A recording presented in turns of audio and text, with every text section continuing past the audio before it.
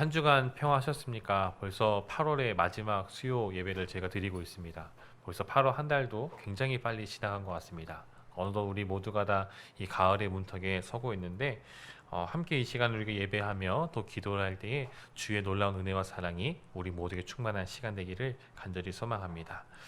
오늘 말씀을 함께 나누기 앞서서 우리가 한 가지 또 단어를 우리가 좀 생각해 보면서 시작하고자 합니다.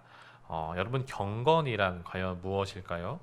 왜 이 경건의 단어를 물어보냐면은 오늘 우리가 읽은 이 본문에 등장하는 고넬료라는 사람을 설명할 때 그가 경건하여라는 말이 있기 때문입니다. 그래서 한번 우리가 이 말씀을 나누기 전에 다시 한번 우리 경건이라는 단어가 무엇인지를 한번 좀 되짚어보고 생각해보고 오늘 말씀을 이어나갔으면 좋겠습니다.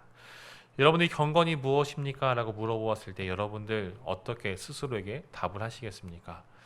아마 구체적 대답을 할 수 있는 분도 있는 반면에 또 어떤 분들은 정말 이것을 딱히 꼬집어서 명확하게 대답은 할 수 없지만 그래도 경건이라 이런 것이다 라고 어렴풋하게 또한 우리가 느끼고 있는 것은 분명히 있을 것입니다. 경건이라는 단어를 저도 오늘 이 말씀을 보면서 다시 한 번 더 이 말씀을 좀 생각해보고 이 단어를 한번 좀 곰곰이 좀 생각해보면서 또 찾아보았습니다. 과연 무엇을 경건이라고 말할 수 있을까? 경건은 무엇을 말하는 것일까? 제가 다녔던 이 학교 모교에서는 이 경건 훈련이라는 그런 기관도 있었습니다. 그러니까 경건을 훈련한다라는 뜻도 있죠. 그러니까 무엇이길래 이 경건을 훈련하는 것일까? 경건.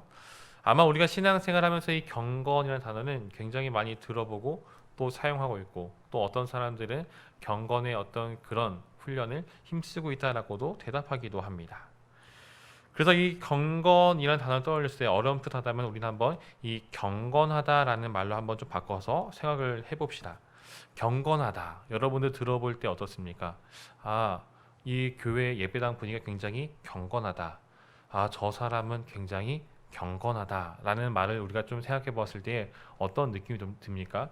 뭔가 조금은 차분하고 고요하고 좀 뭔가 이 사람은 좀 뭔가 엄숙한 그런 분위기가 나오는 것 같습니다. 그러니까 어떠한 바람이 불거나 흔들린 상황 속에서도 결코 흔들리지 않는 그런 모습이 바로 이 경건하다라고 우리는 아마 생각해 볼 수 있을 것 같습니다.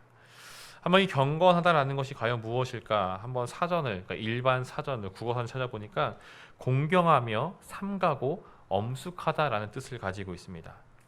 이 경건이라는 단어를 또 우리가 영어 성경에서 어떻게 사용하고 있는가 찾아보니까 이 가들리라는 단어를 쓰고 있는데 이 단어의 뜻은 하나님께 복종하고 하나님을 공경한다라는 뜻을 가지고 있습니다. 조금 바꿔서 이제 반대로 생각해 보면은 경건하지 않다라는 것을 헬라어에서는 예배하지 않는, 존경심이 없는 이라는 단어로 이게 뜻으로 사용하고 있습니다. 그래서 조금 더 살펴보았습니다. 과연 교회 내에서 이 경건이라는 단어를 어떻게 사용하고 있는가 한번 좀 찾아보니까 이 단어의 뜻을 하나님의 거룩한 성품을 닮아가는 것이라고 이렇게 정의를 합니다. 그러니까 쉽게 말하면 경건이란 하나님을 닮아가는 것이라고 우리가 좀 정의해 볼 수 있을 것 같습니다. 즉 하나님을 닮아가는 경건. 그러니까 저 사람이 경건하다고 말했을 때는 저 사람은 하나님을 닮아감으로써 굉장히 좀 믿음직스럽고 또 하나님께 대한 신실한 모습을 가지고 있구나라고 우리가 생각해 볼 수 있다라는 것이죠. 네. 그런 의미에서 우리가 경건하다라는 것은 하나님을 닮아간다라고 바꿔볼 수가 있고 경건 훈련을 한다라는 것은 하나님을 닮아가는 훈련을 한다라고 우리가 생각해 볼 수가 있을 것입니다. 이것을 기억하면서 그러니까 경건이란 하나님을 닮아가는 것이다라는 것을 기억하면서 오늘 말씀을 같이 살펴보도록 하겠습니다. 오늘 본문을 보게 되면요, 이 고넬료라고 하는 이 이방인 한 사람이 등장하고 있습니다. 이 사람이 어떤 사람이냐면은 이 사도행전의 저자였던 누가는 10장 1절 말씀에 그를 이렇게 소개하고 있습니다. 한번 같이 보실까요? 이렇게 말하죠. 가이사랴에 고넬료라 하는 사람이 있으니 이달리아 부대라 하는 군대의 백부장이라라고 그를 소개하고 있습니다. 먼저 이 고넬료가 지금 거주하고 있는 이 지역, 이 가이사랴라는 지역은요, 지중해 연안에 있는 이 항구 도시인데, 근데 이 항구 중에서도 가장 크고 가장 중요한 항구였다고 합니다. 더군다나 이 로마는요, 이 가이사랴를 유대의 수도로 삼았습니다. 그러니까 유대인들은 예루살렘을 수도로 삼고 예루살렘을 가장 중요한 도시로 보았는데, 로마 제국은 이 유대와 또 그 주변 지역을 점령한 다음에 이 항구 도시였었던 이 가이사랴를 그곳 가운데 총독부를 설치하고 그곳을 바로 이 팔레스타인 이 지역을 다스리는 그런 거점 지역으로 삼았습니다. 더군다나 이 가이사랴라는 이 이름은요, 로마의 첫 번째 황제였었던 이 가이사 아구스도, 그 가이사 이의 이름을 따서 가이사랴라고 지었을 정도로 굉장히 중요한, 이 로마에 있어서 굉장히 중요한 도시라는 것을 우리는 알 수가 있습니다. 그렇기 때문에 이 가이사라는 지역에서는 이제 이 팔레스타인 지역, 유대 지역을 다스리는 이 로마의 군단이 주둔하고 있었던 이 주요 주둔지, 점령지 가운데 하나였습니다. 그러니까 그 말은 지금 이 가이사랴에 있는 로마의 군대가 단순히 어떤 이름이 없는, 별 볼 일 없는 어떤 말단의 부대가 아니라 굉장히 중요한 그곳 총독부를 지키는 정예 군대가 주둔하고 있는 곳임을 우리는 살펴볼 수가 있습니다. 즉 황제의 이름을 딴 도시, 그리고 그 식민지를 관할하는 그런 수도로서의 역할을 삼고 있었기 때문에 이 가이사랴는 전략적으로도 그리고 대외적으로도 매우 중요한 역할을 수행하고 있었습니다. 고넬료는 바로 이 가이사랴에 주둔하고 있었던 로마 군대의 장교였습니다. 아마 이 사도행전을 보고 있는 데오빌로나 혹은 유대인들은 여기까지만 보았을 때 조금은 왜 점령군의 장교가 갑자기 등장하는 것일까라는 어떤 의아함, 어떤 호기심을 가지게 되었을 것입니다. 그리고 왜 갑자기 이 본문 속에서 백부장이 등장하는 것일까라는 의문을 가질 될 것입니다. 그 이유는 2절부터 계속해서 이어지고 있는데, 2절 말씀을 우리가 한번 같이 읽었으면 좋겠습니다. 10장 2절 말씀 같이 읽겠습니다. 시작. 그가 경건하여 온 지방과 더불어 하나님을 경외하며 백성을 많이 구제하고 하나님께 항상 기도하더니. 아멘. 이방인의 등장에 대한 의아함은 2절을 접었을 때 점점 더 그것이 커지게 됩니다. 왜냐하면은 고넬료라고 말하는 이 이방인이 어떤 삶을 살았습니까? 가장 먼저는 그가 경건하였다라고 지금 말하고 있습니다. 누가는 그가 경건한 사람이라고 지금 소개하고 있습니다. 또한 더 신기하고 의아한 것은 무엇이냐면은 고넬료만 경건의 삶을 살아간 것이 아니라 어떻습니까? 온 집안과 더불어서, 즉 그의 집에 속해 있었던 가족들이나 하인들 모두가 다 이 경건에 동참하고 그 경건의 모습을 가지고 있었다라는 것이죠. 그리고 하나님을 경외하는 것에 멈추는 것이 아니라 백성을 구제하고 항상 기도의 삶을 살았다라고 누가는 이 고넬료를 소개하고 있습니다. 우리는 간혹 다른 문화에 심취하는 그런 깊이 빠져드는 그런 사례들을 접하게 됩니다. 특히나 사람들이 생각할 때에는 어떤 상위의 문화에서 하위의 문화에 빠져드는 것, 물론 우리가 문화를 살펴볼 때에는 지금 우리가 살고 있는 시대에서는 어떤 문화가 더 우월하다라고 말할 수는 없지만은, 하지만 역사적으로 볼 때에는 정복한 사람들의 문화를 상위의 문화라고 보고 있고 정복당한 문화를 조금 하위의 문화로 보는 그런 견해가 있습니다. 그러니까 하위의 문화권에 있는 사람들이 상위의 문화를 섬기고 그것을 따라가는 것은 사대주의라고 하죠. 그렇지만 상위의 문화에 속해 있는 사람들이 반대로 이 하위의 문화에 빠져드는 것은 쉽게 볼 수 없는 그런 모습들입니다. 굉장히 이례적이라는 것이죠. 예전에 TV에서 이제 한 스님이 등장했습니다. 이 스님의 눈동자는 파란색이었었고, 이 사람은 대학은 예일대학교에서 서양 철학을 전공했었고, 또 대학원은 하버드에서 비교 종교학 석사학위를 취득했습니다. 그렇지만 이 스님은 그가 정신적인 만족을 거기서 찾을 수 없다라고 하고, 우연히 어떤 한국의 스님이 그런 설법을 듣고서 거기 깊이 감명을 받아가지고 이제 승려가 되고 이제 출가를 하였다라는 그런 다큐멘터리 조금 본 적이 있습니다. 그러니까 다른 문화, 다른 종교, 그가 익숙하게 정말 그의 집안의 배경에서는 이 카톨릭의 배경에서 벗어나서 동양의 종교를 쫓아오는 그런 모습을 보이고 있죠. 물론 동양 사람이 서양의 종교에 심취한 경우는 많이 있지만은 서양 사람이 동양의 종교에 심취해서 거기서 깊이 빠져드는 것은 사실 조금은 보기가 힘듭니다. 물론 오늘날 우리 시대는 조금 더 이것이 넓어지긴 했지만 여전히 쉽지 않은 그런 모습입니다. 여러분, 오늘 고넬료를 보면 어떻습니까? 이 사람은 로마 제국의 장교였습니다.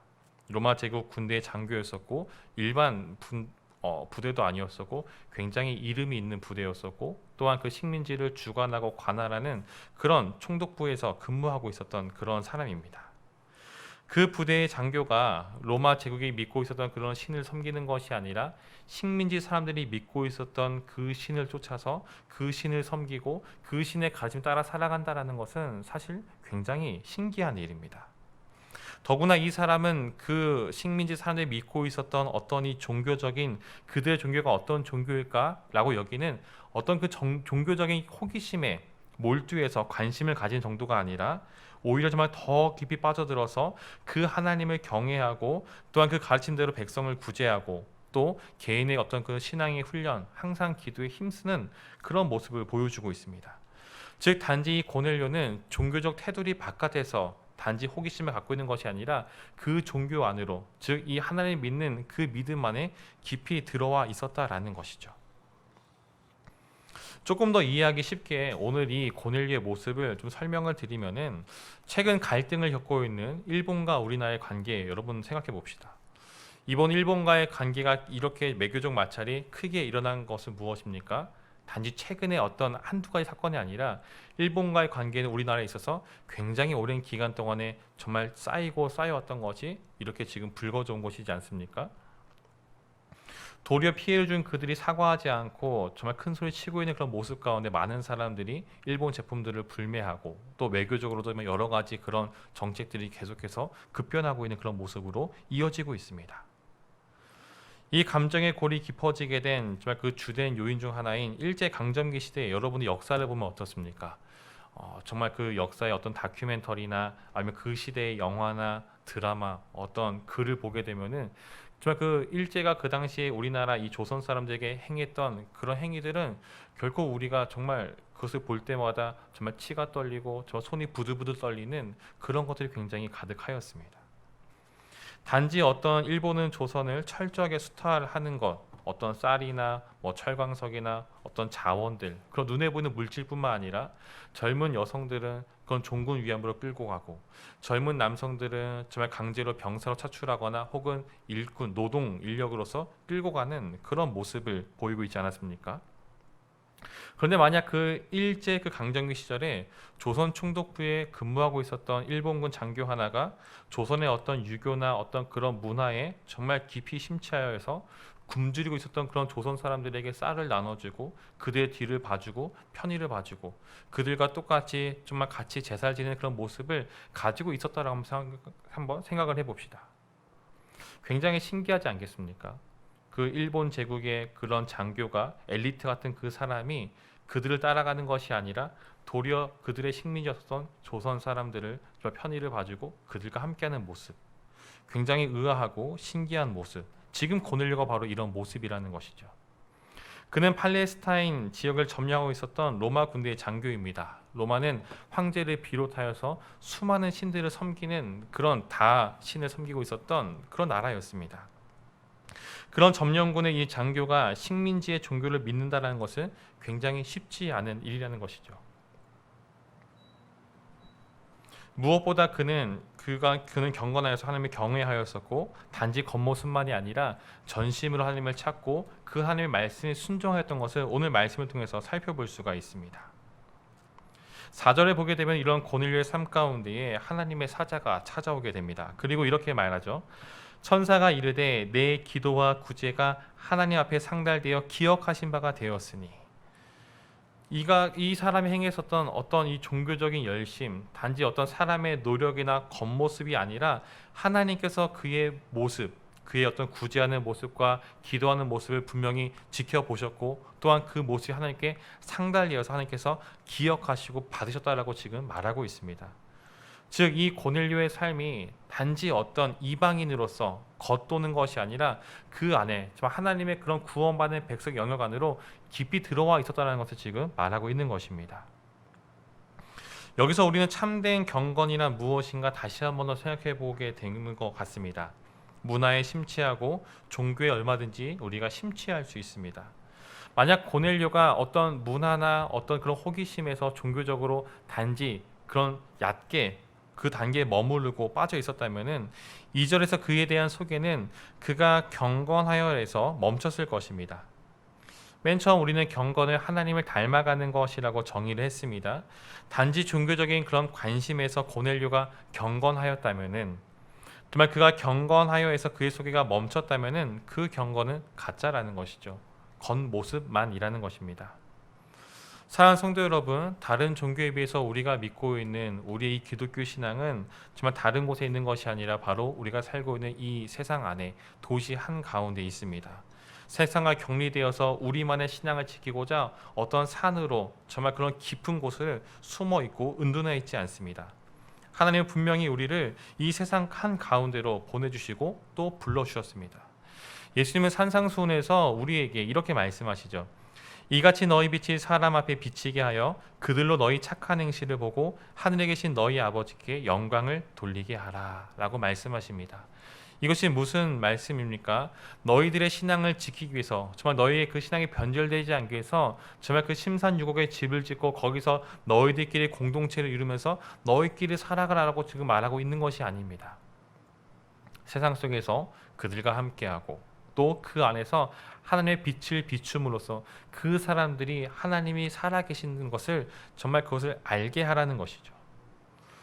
여러분, 오늘 고넬료의 삶은 어떤 삶입니까? 그는 단지 개인의 종교적인 호기심이나 어떤 그런 행위만 일삼고 단지 거기서 머물러 있지 않습니다. 그는 하나님의 명령과 말씀에 순종하여서 그의 삶 가운데 그 주님의 그 말씀을 실천하는 모습을 보여주고 있습니다. 그 대상이 같은 로마 제국의 시민권을 가지고 있는 사람들에게 국한된 것이 아니라 식민지 사람이라 할지라도 어려운 이웃들을 구제하고 돌아보는 일에 힘썼다라는 것이죠. 사랑하는 성도 여러분, 오늘 우리에게도 이러한 모습이 있어야 합니다. 나와 하나님과의 관계 굉장히 중요합니다. 그렇지만 그 관계만 생각하여서 스스로 세상과 어떤 격리시키고 아무것도 안 보고 아무것도 듣지 않고 또 아무와도 교류하지 않은 채 그저 격리시킨 채 하나님만 바라보고 살아가는 것은 굉장히 잘못된 신앙이라 볼 수 있습니다. 중세 시대 때에 교회가 타락을 했습니다. 이 교회 타락의 모습을 보고서 많은 사람들이, 그래도 말씀을 지키고자 하는 사람들이 자기들이 공동체 이루어서 산으로 들어가서 수도원을 세우고 자기들끼리 그런 생활을 행해 나간 것을 살펴볼 수가 있습니다. 하지만 이러한 모습은 주인에게 한 달란트를 받고 그 한 달 땅에 숨긴 채 주인이 올 때까지 기다리던 그런 어리석은 종과 같은 모습이라는 것을 우리는 기억해야 합니다. 우리 주님은 결코 그런 모습을 기뻐하지 않으십니다. 우리의 신앙을 지키기 위해서 정말 그것과 정말 세상과 정말 나를 격리시키는 그런 모습을 결코 기뻐하지 않으십니다. 우리 주님께서 원하시는 모습은 우리가 믿는 하나님과 그분의 말씀을 나의 삶의 현장 속에서 내가 있는 그 자리에서 그것을 드러내는 것, 그것을 정말 증명하는 그 삶을 기뻐하신다는 것을 우리는 기억해야 합니다. 물론 우리가 이 땅을 살아가면서 저 하나님의 그 말씀대로 순종하고 따라 살아간다는 것은 굉장히 어려운 것입니다. 사도 바울이 이러한 점을 디모데에게 가르치고 있는데요. 디모데서 3장 12절 말씀에서 이렇게 가르치고 있습니다. 무릇 그리스도 예수 안에서 경건하게 살고자 하는 자는 박해를 받으리라 라고 분명히 말하고 있습니다. 우리가 세상 속에서 아무리 정말 하나님을 닮고자 애쓰고 또 그렇게 살아간다라고 했었을 때에 세상 사람이 우리를 축복하고 격려하고 정말 너 하나님의 그 말씀대로 살아가기를 축복해라고서 우리와 함께하지 않습니다. 도리어 우리가 말씀대로 살아가고자 하고 말씀에 순종하고자 우리의 신앙을 지키고자 정말 하면 할수록 도리어 더 반발되는 것, 도리어 더 갈등되고 충돌이 일어나게 된다라는 것이죠. 그렇지만 하나님을 닮아가는 그런 모습을 살아가는 것이 우리에게 부딪힘을 주고 어려움을 주고 충돌을 주고 갈등을 준다고 해서 우리가 그것을 포기해서는 결코 안 된다라는 것을 여러분들 우리 너무도 잘 알고 있지 않습니까? 우리 주님께서 분명히 말씀하십니다. 우리가 걸어가야 할 길은 정말 넓고 크고 정말 누구나 다 흠모할 만한 그런 길이 아니라 좁고 협착하여서 가기가 꺼려지는 길이라고 분명히 말씀하고 있습니다. 사랑하는 성도 여러분, 우리는 환상을 버려야 합니다. 예수를 믿는다라는 것은 결코 우리가 이 땅에서 정말 호의호식하고 정말 그 누구보다 많은 재물을 받고 물질을 얻는 그런 것에 있지 않습니다. 어떤 예수를 믿는다고 해서 우리에게 정말 어떤 기대감이, 어떤 콩고물이 떨어질 것이라는 그런 기대감을 철저히 버려야 합니다. 오늘 고넬료의 모습을 우리가 다시 한 번 더 생각해 볼까요? 그는 엘리트 중에 엘리트죠. 그도 정예 군대의 장교입니다. 그렇다는 것은 이 사람이 그 안에서 굉장한 지위를 가지고 있다라는 것이죠. 그런 그가 식민지 사람들이 믿는 것을 지금 따라 살아가고 있습니다. 그들을 돕고 있습니다. 또 시간 정에서 그들과 마찬가지로 하루에 2번 혹은 3번씩 기도하고 있습니다. 고넬료 개인으로 볼 때에는 그럴 수도 있겠다라고 우리가 충분히 여길 수 있을지도 모릅니다. 그러나 고넬료의 주변 사람들, 특히 그의 동료들이나 그의 상관, 그의 부하들이 볼 때는 이 고넬료의 모습이 어떻겠습니까? 어떻게 로마 제국의 엘리트 중에 엘리트로 말할 수 있는 이 장교가 그런 식민지 사람들의 믿는 저급한 그 신을 믿을 수가 있는 것이지라고 뒤에서 수군거리거나 혹은 직접 불러서 그에게 야단치거나 그를 질책할지도 모릅니다. 얼마든지 그 사람을 불러다가 모욕을 주고 압박할 수 있다라는 것이죠. 그럼에도 불구하고 고넬료는 자신의 경건을 지키면서 계속해서 하나님을 경외하는 예배하는 삶을 살고 있고 또 계속해서 사람들을 구제하고 있고 또 계속해서 기도에 힘쓰고 있습니다. 만약 그가 하나님을 믿는 것을 통해서 무언가를 얻기를 바랬다면 더 높은 지위, 더 높은 계급으로 올라가거나 혹은 더 많은 재물을 얻기 위해서 이방의 신을 섬기는 그런 호기심이 나아갔다면은 그런 행위는 그가 하나님을 닮아고 했었던 그런 행위는 금방 그쳤을지도 모릅니다. 사도 바울도 디모데에게 이렇게 또 가르치고 있습니다. 디모데전서 4장 7절 말씀이 이렇게 말하고 있는데요. 망령되고 허탄한 신화를 버리고 경건에 이르도록 내 자신을 연단하라. 우리가 하나님을 닮아간다라는 것은 끊임없이 자신을 연단하는 것입니다. 우리 안에 있는 저 무언가를 얻고자 하는 그런 환상과 허탄한 것을 버리고 정말로 그 주님을 닮아가기 위해서 끊임없이 우리 자신을 연단하는 모습이 바로 경건이라는 것이죠. 사랑하는 성도 여러분, 고넬료는 하나님을 경외하였습니다. 그렇지만 그는 단순히 하나님만을 예배하는 것에 그치는 것이 아니라 그분의 말씀과 명령에 순종하여서 그 삶 속에서 그 가르침을 온전히 따라가는 모습을 보여주고 있습니다. 오늘 우리는 어떤 모습을 보이고 있습니까? 우리가 이 시간 이렇게 나와서 예배 드리는 것처럼 하나님 옆에 나와서 예배를 드리는 것 굉장히 중요합니다. 그렇지만 아울러서 이것과 더불어서 중요한 것은 우리가 있어야 될 그런 모습은 하나님을 예배하는 것과 아울러서 우리가 믿는 하나님께 주신 그 말씀대로 우리 이웃을 돌아보면서 그들 가운데 그들과 함께하면서 그 안에서 주의 말씀을 따라 살아가는 모습이 우리 안에 있어야 합니다. 쉽지 않습니다. 그렇지만 이것은 우리에게 있어서 결코 포기할 수 없는 그런 길입니다. 주님 다시 오시는 그날까지 우리의 이 경건, 하나님을 닮아가는 이 모습이 우리 안에 변치 않고 계속해서 이어지고 또 이어지기를 간절히 소망합니다. 우리 안에 정말 하나님 한 분만을 바라보면서 그분의 말씀에 순종하며 행하는 그 모습이 우리의 모든 삶 가운데 그리고 우리 모든 보백의 성도의 그 삶 가운데 일어나기를 우리 주님의 이름으로 간절히 축원드립니다.